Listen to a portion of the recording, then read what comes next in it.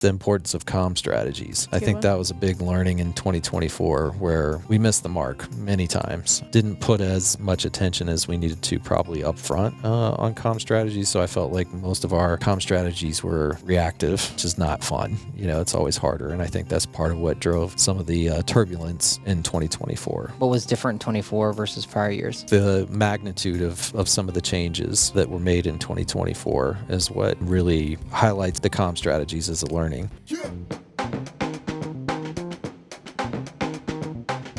Okay, welcome to the Digible Dudes podcast. Oh yeah, now we got to clap because our system's not working. Oh, is it a thing? Yeah. Well, yeah, it's like to connect the audio to the video. Okay. But it's been our last podcast. I think we recorded in like November, so we haven't recorded in like 4 months, and the whole studio is a mess. And yeah. So like this was a real good thing we built in extra time today. Yeah. Right. It's still not. We'll be here till 7 enjoyable. Yeah. But I can't remember the last episode we did. Sad as that is. Yeah. This is I'm David. I'm Reid. And I'm Nicole. Yay! All right, we got the band back together. We're gonna do a 2024 recap. That's right. Well, first, should we address the elephant in the room? Reid said he wanted to kick off the podcast or save his questions about your outfit until we started recording. Uh-huh. Well, I was curious how much this was planned. I mean, on some level, it was planned for like some sort of shock factor versus like, no, this is the new me. Yeah. No. So I am currently. Well, how am I dressed? Very like Zen monk like. Yeah, I don't have much to add to that. You used the word. You were one of the first that I ever heard the word Sherpa.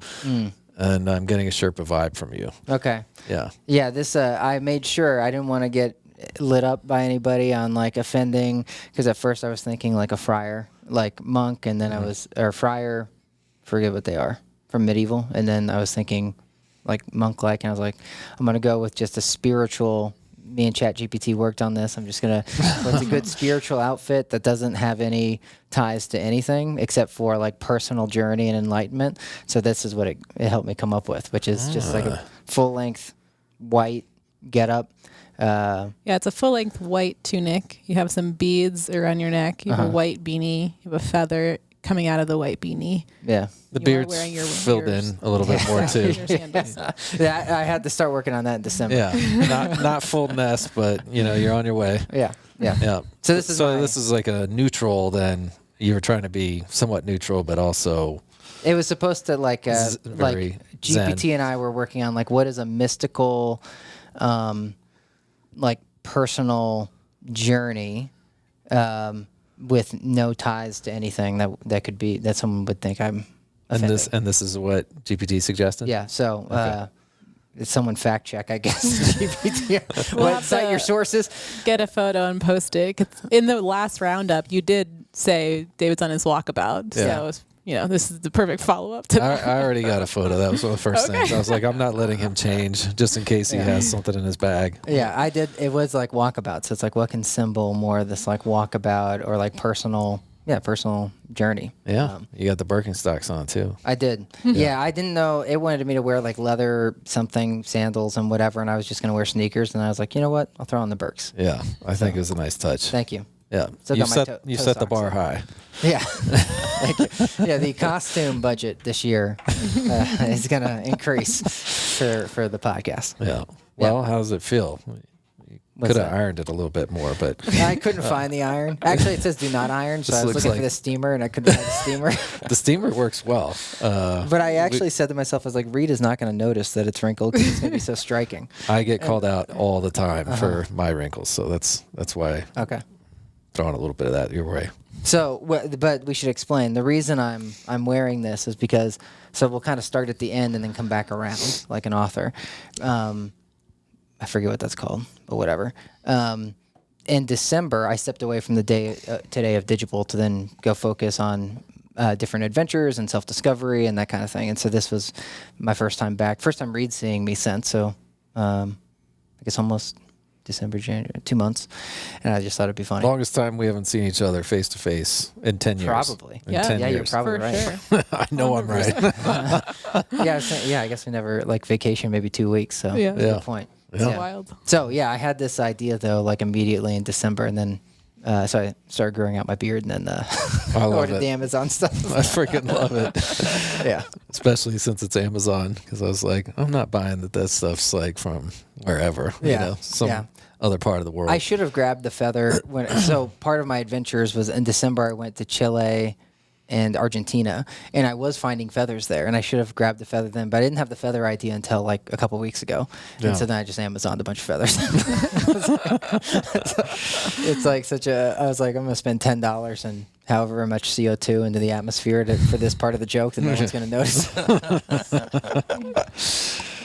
Well, not that you buried the lead, but yeah, since we're working backwards, how do you want to approach that now that you've Well, I think we start with we're going to do 2 podcasts today. One, we're going to do 2024 recap, and then one more of a deeper thing that I think we can go into on just what led up to me stepping away from the day-to-day. But for this one, for 2024 recap, you guys will have better memory than I do since I'm now a couple months out. Let's jump back to the beginning of 24 or wherever. I don't remember what happened.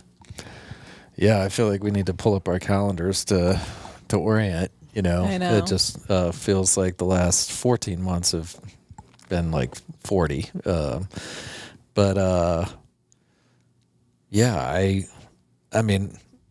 trying to think what our goals were for 2024. I could probably recite some of the EOS stuff, as far as more visibility into the business, efficiency. When I was kind of thinking back some of the bigger things, so there's a theme for me of like how much we reinvested into people. Like we built up like the employee experience team. We hired Lisa, who's our executive assistant. We moved like performance reviews from anniversary day to the cycle. So like big things happened around like the people side of things. So I kind of Aaron know had I'm just come in at the end of 23. Yep. And so like investment into like EPD, marketing. So just really some key like pillars of the business, key hires, key departments being shaped out. Yep. And I think you had said right before we started, maybe 47 people. Yeah, something like that. It's like mid 40s. Yeah. Dang. A lot of peeps. Yeah, which Lots I of think growth. is about 50%, increase from where we started the year. And so now we're sitting close to 130. 130, yeah. Yeah. Yep. That's it. Do you have your poem or something that we can look back on? What do we do? No poem. Last 2 years, no poem. I need to, yeah. I don't know. Get that thing going. I really am like struggling to like call anything up and look at you and stay focused. But yeah, there was a lot of big bets, I think, from, as Nicole said, the personnel side of things. And then I feel like we put more effort on the technology front towards the agency than we ever had. And we're still figuring that out, going through a new EPD strategy process, which has been interesting. Well, coming out of 23, we were building out the executive team. Hence Aaron. Then, like you said, we got an executive Trevor. assistant. We had Trevor. Alex had joined just 6 months prior. So my big beard hair just got stuck in my mouth. I can't get it out now. Oh, man. I shifted roles where like we then consolidated the agency teams. That happened like mid to end of summer. So it was a big move. Mm-hmm.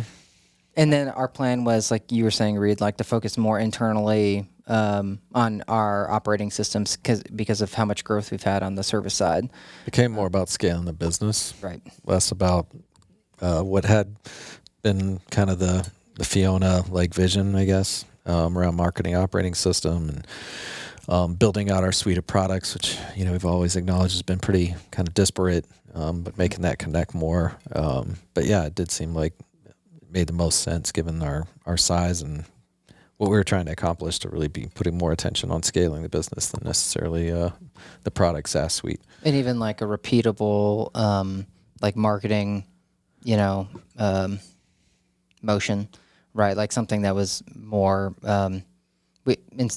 more consistent, I guess. And then we blew.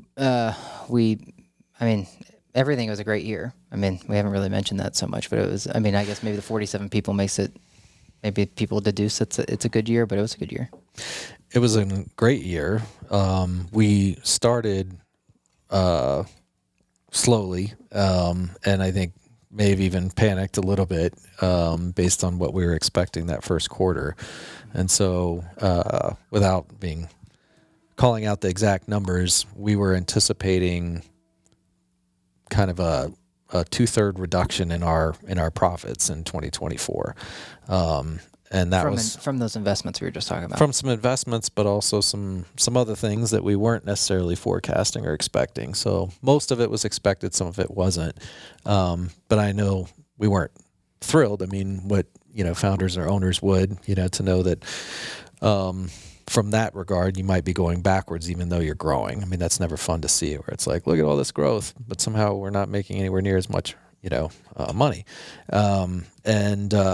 So that was, for me, most pleasing, I guess, pleasantly surprising, is that not only did we recover, but we exceeded, our targets by quite a bit in 2024. So I think that said a lot. And the fact that we did learn to scale to some degree, I mean, I'm not saying it was perfect, but better than we had. And then we also were able to deliver on the revenue. So, yeah. And adding 40-something people and still maintaining a great culture. We won another top workplaces, got very positive sentiment back on the employee engagement survey. I think it was something like 80% to 88% engagement level. And just looking at the benchmarks that are brought into that survey from Culture Amp, it was very positive. I mean, we went kind of the negative and started looking at all the things that maybe people weren't as happy about. But I think Courtney did a good job, our director of EX, to put that in perspective for us. It's just like, hey, this is an incredible culture, and don't beat yourself up too much. Yeah, and we're beating benchmarks for comparables in the industry, in our space, and so that's always a good reminder. Yeah, and I would say the year wrapped up with maybe one of our biggest cultural events ever, with the Digi Awards, taken to the next level. So just incredible to see what the team pulled together, how they transformed the office, and then having, certain spouses and significant others. I'll call out Ryan, Kelly Eagle's husband. She started in August, but for him to come in, and he had just said great, very complimentary to both you and I of how, he heard about the culture from Kelly, but then seeing it, in person, it's just very clear how much we care and how much people enjoy working here. So that was the vibe for that night, which was just very high, very appreciative, people super happy. So that was very rewarding. Absolutely. Yeah. I mean, I think we said that either last year or the year before, but when we forecast in the future, were we most concerned about or worried about? I think you asked that, David. And all three of us pointed to culture and just, are we going to recognize this company a few years from now? And we're starting that process, if you will, that maturation of the company, going from the startup that could, the little engine, bootstrap to 130 people, and doing quite a bit of gross revenue. Well, it's interesting because if you look at it from a percentage standpoint, every year has had pretty big growth, in a similar way. Yeah. And so every year it's kind of we're professionalizing, or we're scaling, or whatever. I'm sure every other year-end recap we've said scaling. Yeah. It's just a different, and we view it differently, but I even wonder how different it really is versus just, it's more the same. It's just the evolution of an organism that's growing. So, yeah, I mean, with the exception for us as founders, and I feel like I'm doing pretty well, but if you lined up all of our employees, there's a good chunk that I would not confidently be able to tell you who they are, the positions that they're in. And that's tough. That was an adjustment, and we knew that was coming, where we couldn't realistically be in every single interview and getting coffees and lunches with all the new hires, in particular, knowing that our staff has shifted from, I think it was just 2 or 3 years ago, we were 70-30 local, and now we're 70-30 remote. And so that was an adjustment, a pretty significant one that was hard for me, still is, when you come into the office, and everybody, well, just about everybody raves about this office, how much they enjoy it. But less and less people in it despite the growth. Yeah. And we opened those doors, and I think it was still the right thing to do. I don't regret that decision. But there's just some odd things, when you just, look around, I guess, the vibe you get knowing the trajectory we're on when you come into the office. And I've had several, I went on kind of this, I'll call it sprint, but skip level sprint, if you will. On the heels of the engagement survey, we did hear that our staff would like a little bit more visibility or lines of communication with senior leadership, and the executive team. And so I guess jumped on that and was like, well, I'm going to try to get to as many people as I can over the next 3 to 6 months. And I'm still not quite wrapped that up, but I got to about 20 or 30. And the majority were folks that I had already had a relationship with, but it was fun getting to spend some time with some of the newer folks. But the more tenured, they all were commenting on how much the culture has changed. And there were a good amount of, a consistent caveat, not that it's all bad or that it's bad, but it's different. It's like, well, of course it is. But how do you feel? Are you still, enjoying working here? Are you still inspired? Et cetera, et cetera. And it was kind of a mixed bag. Nothing sad or down, but it's just like I kept hearing the word different. Yeah. But therefore, like that end of the year, as well as like some of the surveys, are really important for us because if you're just hearing different, it's just not the same. That doesn't feel great. I want to know that people are still super motivated, still feel there's magic here. And so it's great at the end of the year having that event. And then, like I said, when you look at the survey results, they're still telling us that we have a great environment. Well, what do you guys think of Dunbar's number? Do you guys remember that? Have to refresh me. He was some scientist, and he believed that each person had about 150 people that they could keep in their brain. Was that Dunbar? Because I heard that on NPR, and I remember coming to you. I was like, at 150, we're not going to be able to keep up with people's names. Yeah, and that's why it must have been from Dunbar. Yeah. Okay, but so his thing is like, if you look back at our, when we grew up in tribes, you didn't really have tribes above 150 people, so that's his theory of like how he comes to this 150 number, and he's like, that's about how many people you can keep in your head. So I'm just wondering I guess if you believe in that or not believe, because at the beginning of Digible, we had actually said, let's not grow past 150 because we wanted to keep everybody in our heads. Now that wasn't factoring for friends and family and customers. Like if you I never had thought before about customers in that, but it's like, shoot, man, if you have whatever number of customers, you're kind of hosed anyways.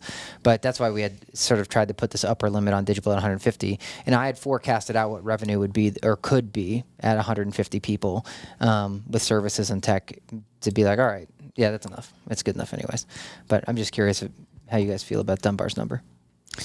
I would say it holds true, but I also think that, people's names, faces, like little tidbits, like I do feel like that's my superpower. And so I feel like I'm trying to like hold on to it and harness it. And I specifically remember coming back from maternity leave. So this was February of 23.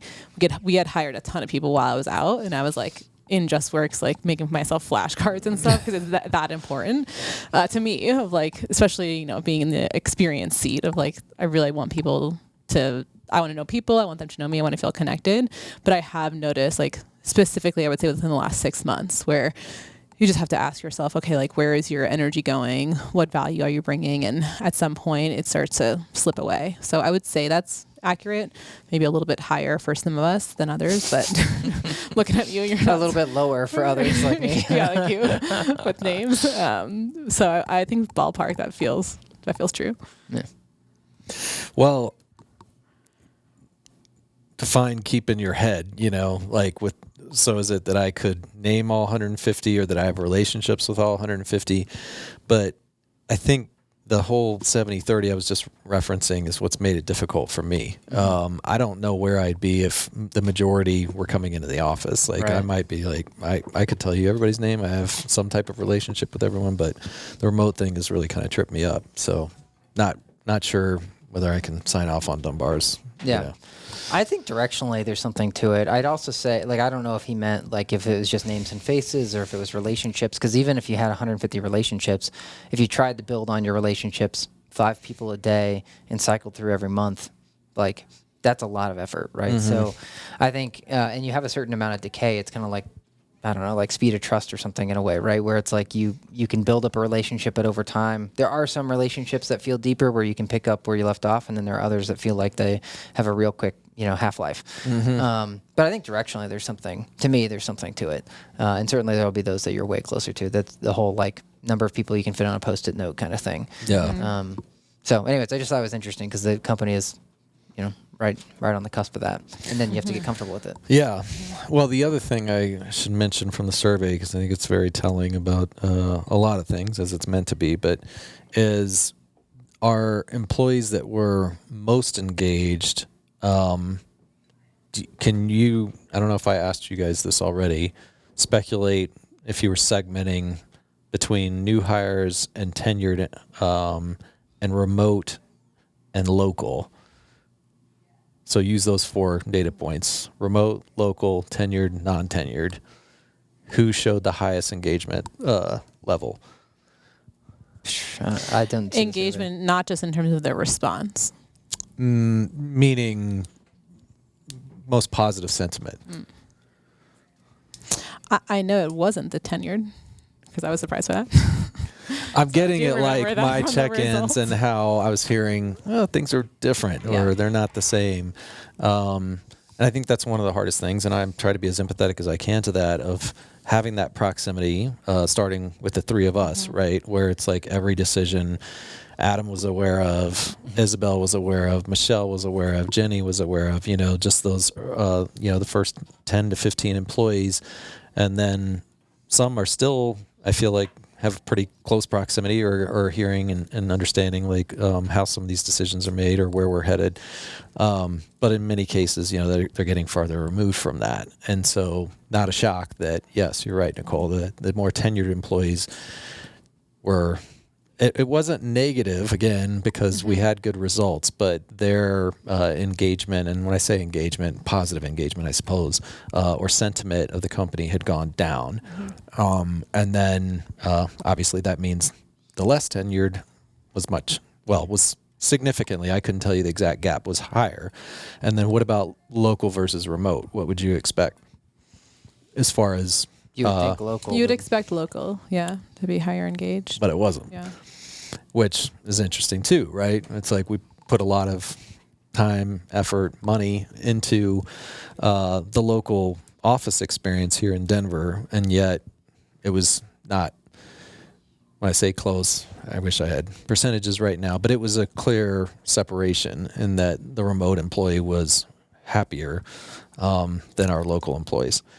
I don't think it was a coincidence that there's still a good chunk of the tenured that were also local. So I think that may have skewed it a bit, but not entirely, which I don't know how much I should let that, like, where I would not spiral, but like start, questioning things. I mean, but it's hard not to when you see those results. What do you think with going back to tenured for a second, how much of that is almost like the sort of like band of brothers, like in the trenches kind of thing? Like when there were 10 people and they saw the numbers on the board every Monday that like the company is hemorrhaging money, not going to survive kind of thing.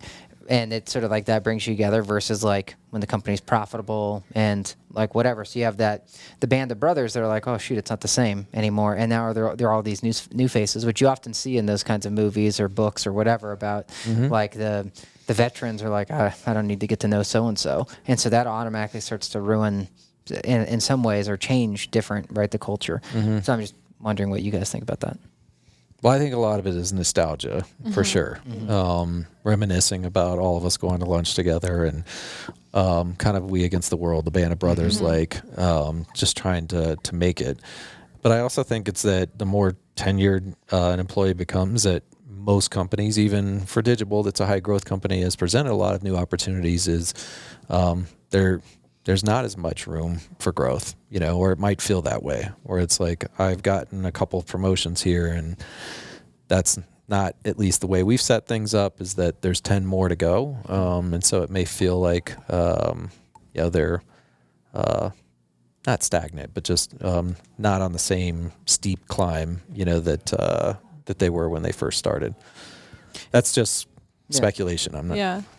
It's so interesting. I was kind of going to go down the thread of like this concept of stability, whereas early on, the company is not stable, smaller number of people, maybe you're more invested, and now the company is super stable and, maybe those folks are less engaged.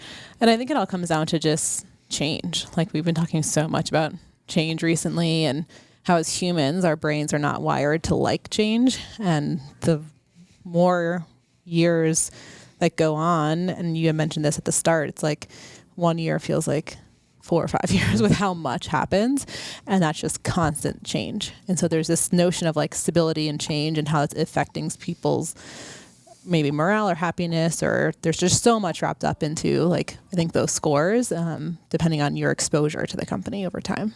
It's also interesting because like in those early days, like whether it's Adam, Isabel, Michelle, but there was so much change every day because like the company was having to like pivot or skate to the puck or whatever. And yet now when things change, they almost, those tenured people can have a different attitude of like, it's not the same. It's like, well, it was like tectonic shifts before, and now it's like there are shifts, but they're more measured and, whatnot, and slower coming in many ways. So it's just interesting. It's like you could paint whatever kind of narrative you want to explain it. So Totally. Well, I think back then they felt like they were leading that change or part of leading, and now it's more I'm being either affected or finding out about this change versus driving it. And it's not to say that they aren't still driving change when we list some of some of those folks that you just mentioned, but I do think there's more like I don't know, certainly some of the executive changes, but organizational change,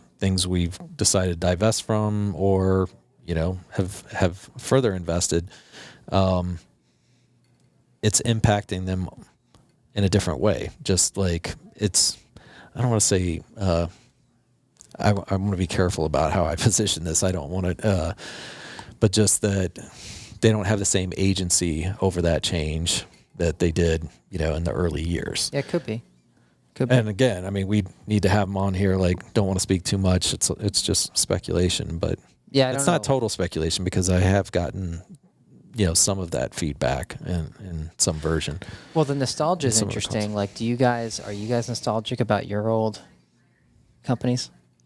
Like wherever you Old companies? wherever you were employed before, like you with pharma or something, or it's like, or Verizon or something. There's some nostalgia, but I think for me, it's more like contextual with where I was at in my life, not all about the job or the company. So it's like I associated certain things at certain times, like with other companies, and that's probably where more the nostalgia is.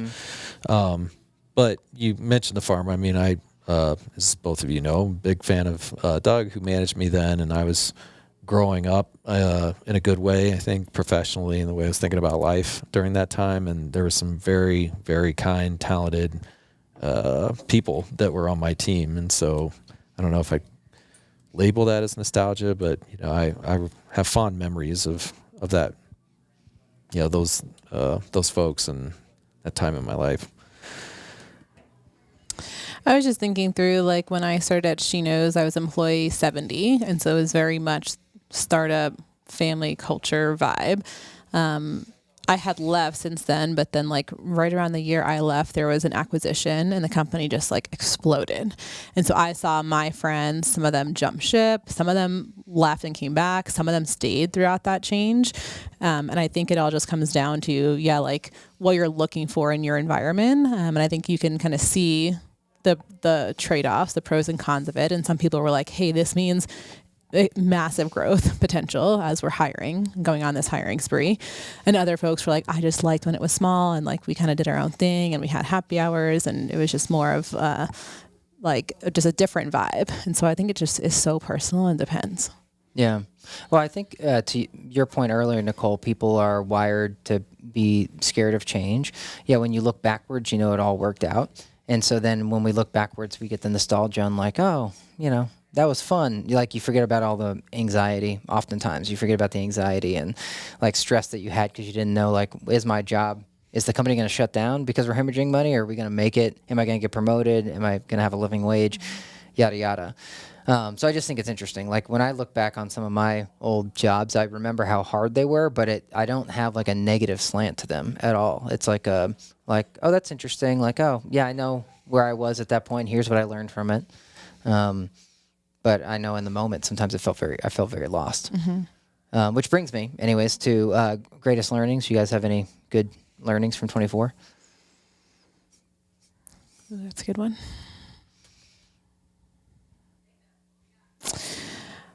Something around like for me, and maybe this is like just personally, like this has been the thread throughout Digible, but I felt it in a different way in 2024 of like almost like just jump and build the plane as you're flying it, in the sense of me stepping into the head of agency role and kind of uniting the teams. Like I remember we were talking about timeline. I was like, oh, maybe 25. Like let me get some things in order, and then I was like, just do it and figure it out as you go. And so that was a huge learning of like, this is going to be good for culture, good for morale, good for speed. The consolidation of the org, we're going to move faster and make quicker decisions. But I didn't know at the time like how it was all going to look. And so I remember being like, going back and forth on the timing piece of it. And so looking back, I was like, I'm so thankful we did it when we did. I'm so thankful like the team came together and, was part of the build out process versus me feeling like I had to have it all figured out. That's a good one.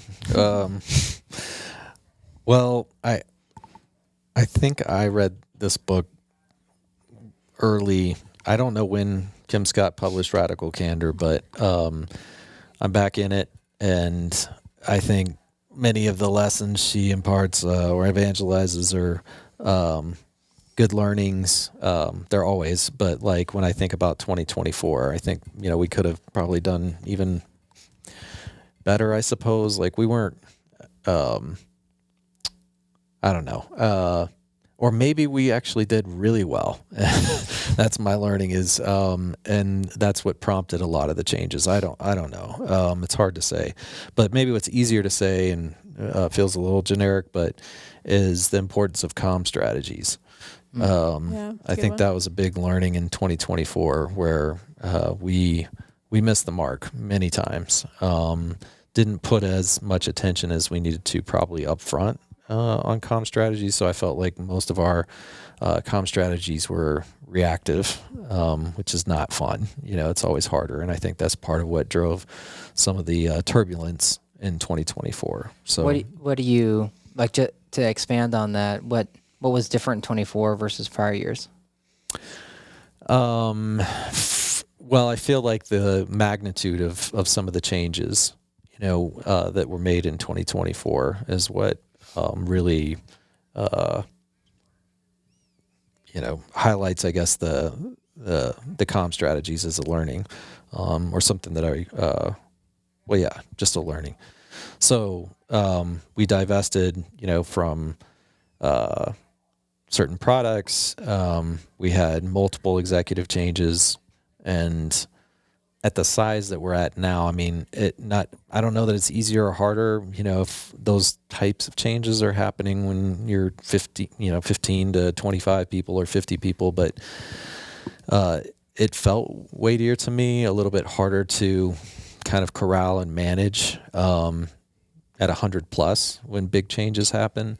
I don't know if herding the cats is the right expression, but more just the narratives, like how quickly they can get away from you.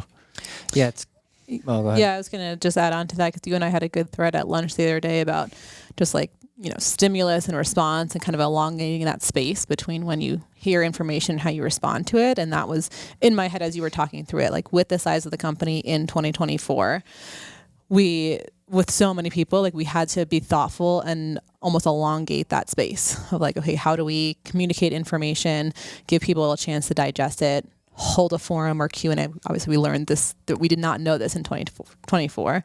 Give people a space to ask questions, respond, like hold it for longer than when we were smaller. It could just be like, okay, we can announce something and move on and roll with it. And so I think just giving that space was a big, big learning in 2024. Yeah, I think there's some factors that could add to it, right? Where it's like in prior years, we each had relationships with nearly everybody at the company, right? Versus, as you were just saying earlier, before Dunbar's number, now we don't have relationships with everybody. We used to be involved in every hiring process, so we could at least build trust through at least the final interview.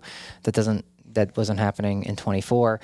So like since the company has added more people with each year than the year before, and as you were saying, Reid grew up 50% headcount, that means like there's even less and less tenure with less and less relationship. So like in the beginning of 23, we had like 50 people. And then by the end of the year, we had 100 people. But that means anybody before employee number 50 or whatever, we had strong personal relationships with, and they may have been here for a few years, right? Then like come 24, most of the company had been here 1 year, and we didn't have relationships with them. Then by the end of 24, it's like most of the people have been here less than 2 years, less than 18 months, and we don't have the relationships. And so then there's like this trust factor that they're missing, right? Where they're like, well, I know Reid or Nicole or David, and I trust that they've got our best interest in mind. And now there's all these changes happening, and they don't know these new executives or whatever, and that can cause this sort of this challenge if we don't since we didn't need a tight comm strategy before, because we were sort of like, we had over exercised this muscle that many other companies hadn't, where the relationship building. So anyways. Well, I think you nailed it. I couldn't agree more. Another important learning along the same lines, I suppose, but is just how important communicating the context, the why, for decision making in particular. That's part of comm strategies. But I think as a business grows, you can make the wrong, and maybe on some level we did, assumption's not the right way of putting this, but where it's like, well, we're not going to communicate at the same frequency, at the same depth. Like that's just probably not possible at this size. And I still would mostly agree with that statement, but we did our first town hall like this year, so that wasn't last year. But the three of us never got up and did a founders town hall where people could just be asking us questions. A lot of people that don't have relationships with us, or where they hear us talk about the vision and inspire, and it's like, where is Digible headed? And we may have over-relied on EOS, where we do the quarterlies and the annual readouts, and they were really just readouts. It wasn't where, okay, we're really going to open ourselves up, let you guys ask tough questions where you have anxiety. And that's what builds trust, and then once you build that trust, then you have more strength, I guess, or durability during change. And so by maintaining, just kind of the basic readout cycles, I think we got, even further away than we realized. And so then when we got hit with some big change, it wasn't the reaction that we maybe had gotten accustomed to. So, and back to Radical Candor, that book, she says those are the best meetings that she, Kim Scott had ever been part of and heard of if she hadn't been at the company. But she said in Silicon Valley, that is like a signature, and many of them do it monthly. I felt like it was a lot to commit to for twice a year. But Serge and, even Zuckerberg does it. Yeah, and they're all called, she listed them like different things, but in essence, they're the same. And how valuable they are to, the thousands of, tens of thousands of new employees they'll never have relationships with. Yeah. So we're obviously a micro version of that, but it was a good learning. Mm-hmm. Great learning. Cool. Well, let's talk about 25. What do you guys, I don't know. Well, what was your greatest learning in 24? Well, I think I'm going to get at some of this in some of our other conversations. But the thing that I think one of the things that had the biggest impact on me was that book, The Humor Habit.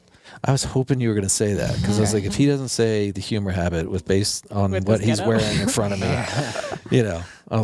so go ahead. Yeah. Yeah. Well, I'm so ready to read that book. That's after Radical Candor for me. Yeah. I mean, I feel like it deserves its own episode, but the quick tease is he's a comedian, or now a comedian. He used to be a college counselor, and what he says is that people fall into chronic seriousness right after they exit college, and then they don't regain their fun or their funny bone or whatever, but who they are as a fun person until 3 to 5 years after they retire. And he has a lot of data in the book, but my takeaway was right after college, it's the whole let me act as if, because I want to act as if I deserve the job. Let me act as if I'm professional enough to get the promotion or whatever. I need to seem professional. And many people view professionalism as removing humor, you can't joke around.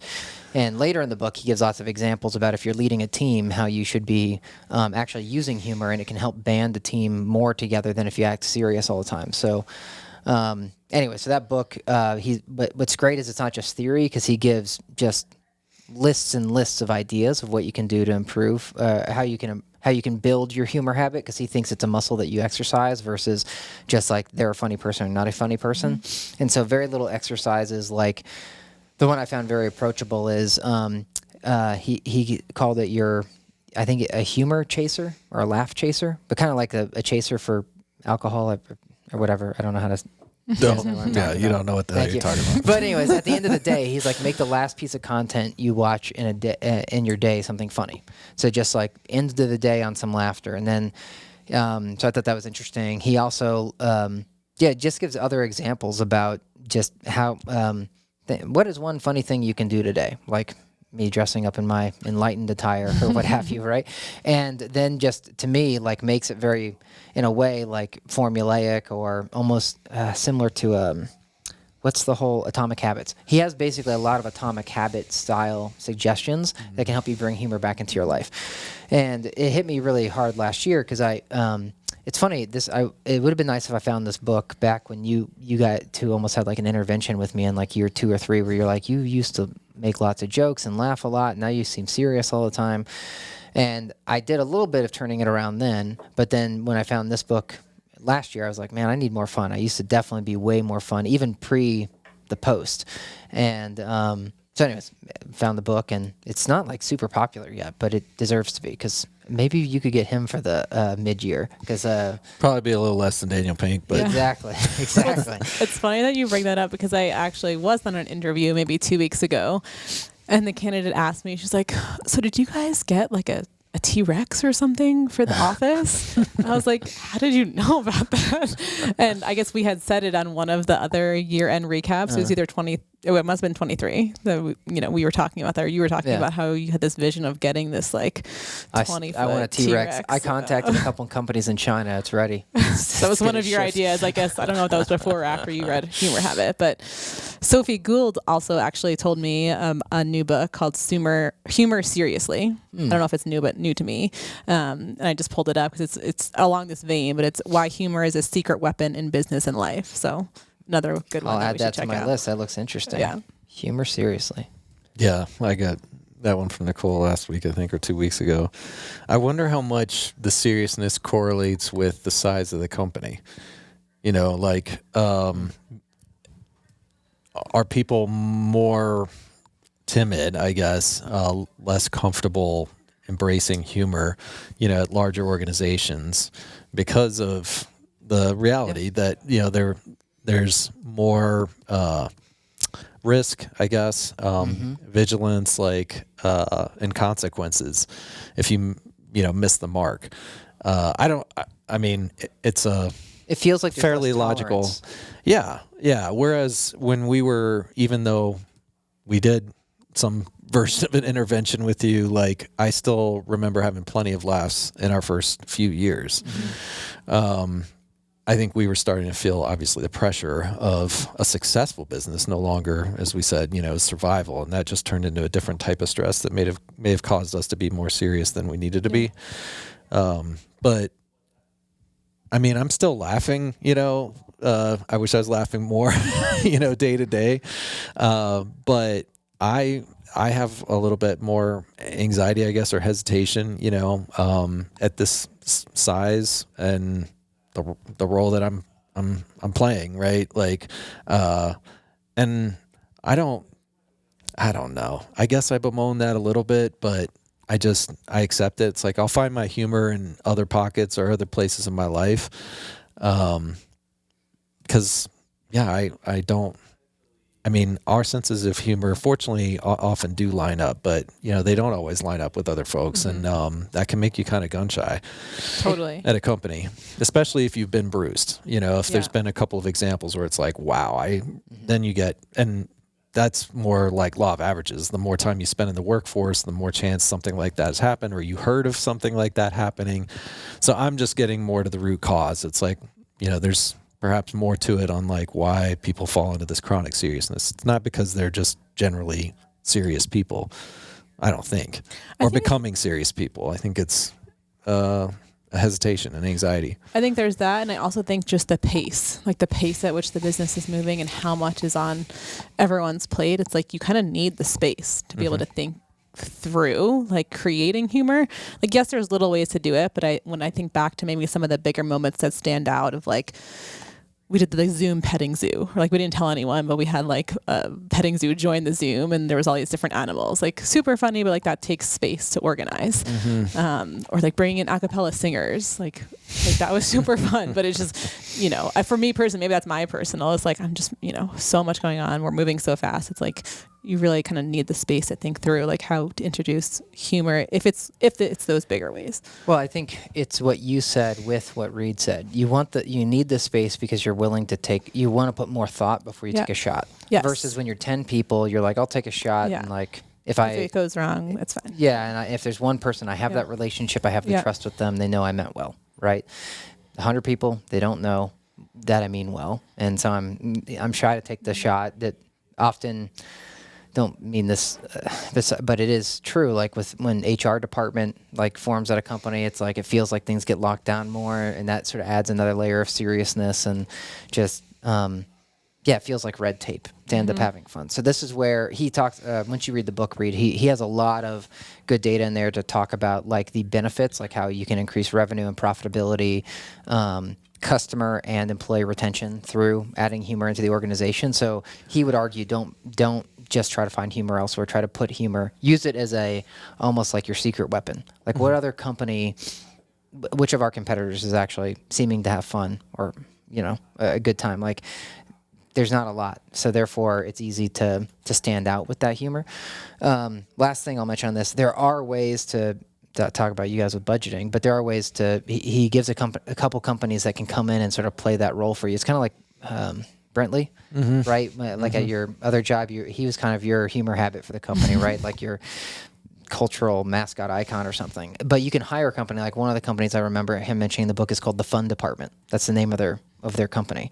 And it's like you hire the fun department, and then they do stuff on some sort of frequency, weekly or monthly, to add some fun back into the company, so that you're kind of outsourcing the idea of your humor habit to the company. Which I would struggle with because of authenticity.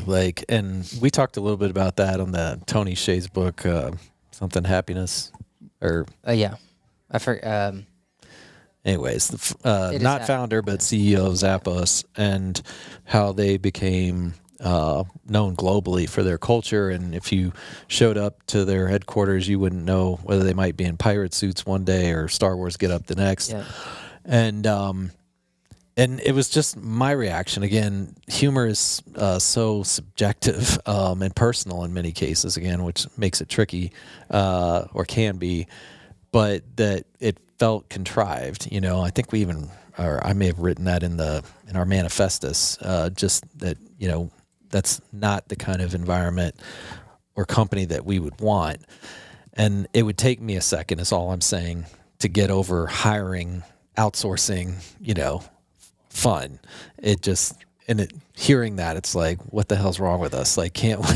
Yeah. But I'm not saying that truly, like in a closed-minded sense. Like, I think it could be great, but I would need to get over that initial hurdle of like, wow, has it come to this? Like, where we have to hire people to have fun.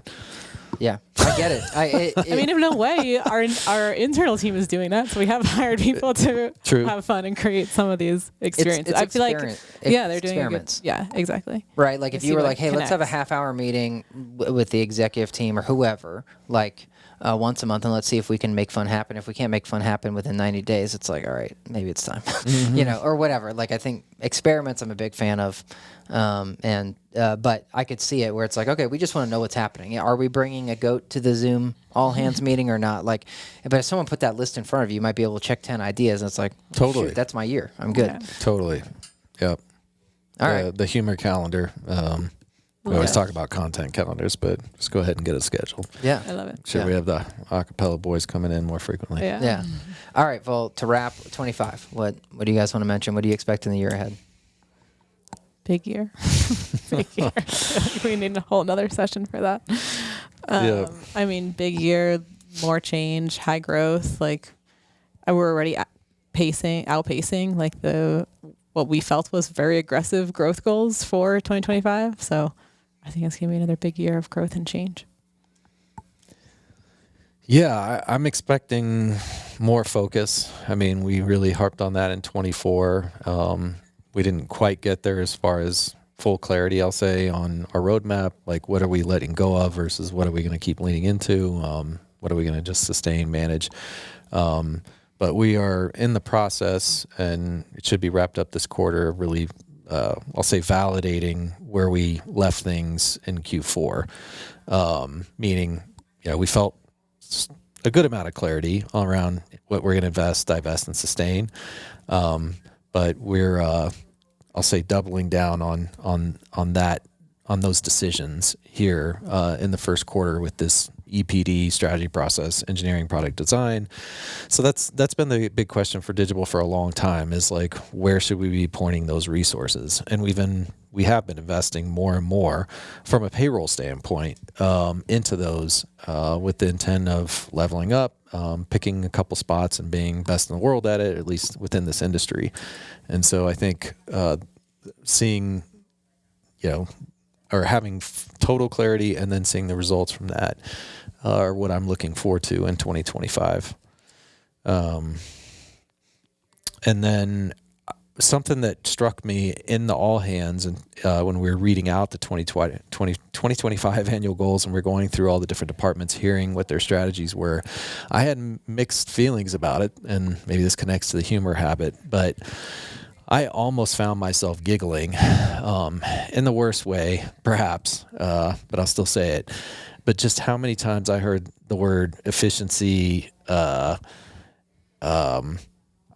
Tell me you heard synergy. Synergy.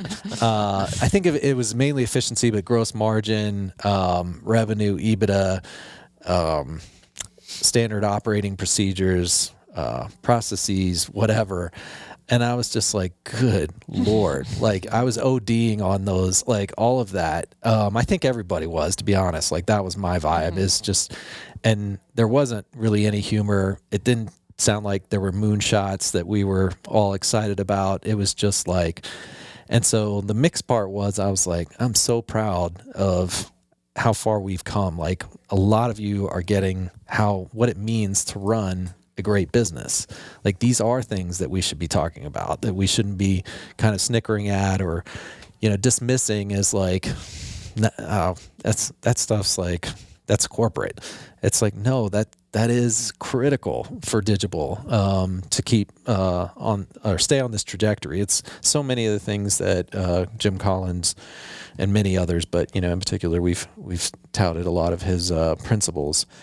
And then the other side of that is like, oh my God, is this the beginning of me not recognizing Digible, at least not in how I thought about it for the first 5 years, the three of us. And so that, maybe that's some of that nostalgia and like, it's just as weird, like, where is the humor? Where is the, like, we're going to change the world? But a lot of that still exists. It's just, we communicate it differently, way more, I don't want to say thoughtfully, but selectively. But yeah, I mean, by the end of it, I was just like, what was that? Literally I was like, but there was also this weird thing of pride. I was like, great job, everybody. Like, you're really understanding how we got to do this. Well, to wrap, I know Nicole, we're running behind for your meeting. So, but Reid, you always ask the word of the year ahead. What's your word for this 25? Resolve. That's all you're gonna give. You only asked for one word. Yeah, I know. Well, usually you make people explain it, but that's okay. Well, I think I chose resolve because of all the change, turbulence in 24. I think that's what we need to demonstrate as a company. That's, we have a lot of great things going for us, but and maybe I should have put the word cultural resolve, but I think that'll be a big part of our story. I hope it is, that we demonstrate that in 2025. That's great. Mine is alignment, and I almost was going to quickly Google other words for alignment, because I feel like after our Margaret sessions, where we say hey, our intention is coming in to get aligned on this. And so I'm maybe a little bit burnt out on that word, but are we focusing on things that are aligned to the goals? You're holding a focus. Are we narrowing our focus? Are we picking our spots? Are we leaning into the divest, invest, sustain? Are we all aligned? Are we communicating more effectively? Is the feedback two-way street open? So there's a lot underneath it, but that's my word. Great. What about you? Enlightened one. Yeah, mine is something on around discovery. Just more I'm usually super focused. I'll put a goal out there and really work hard for it, and I'll sort of shut all things out. I do a lot of saying no. No, I don't want to do that thing or what have you. And this year is more opening myself up to discover what else is out there. What else may I be interested in that I wasn't aware I was interested in? And a lot of that I've started the year by just saying yes more often. So I think it was it Friday? I joined three new networking groups this year that are with more of an with the idea of let me build more relationships, deeper relationships with other similar entrepreneurs and things. And on Friday, one of them texted me. I was like, hey, we just had someone fall out of our retreat next week. Can you go? And I was like, well, I've got this today, meaning recording this on Monday, and then I have another thing tomorrow. I was like, so I could show up Tuesday night.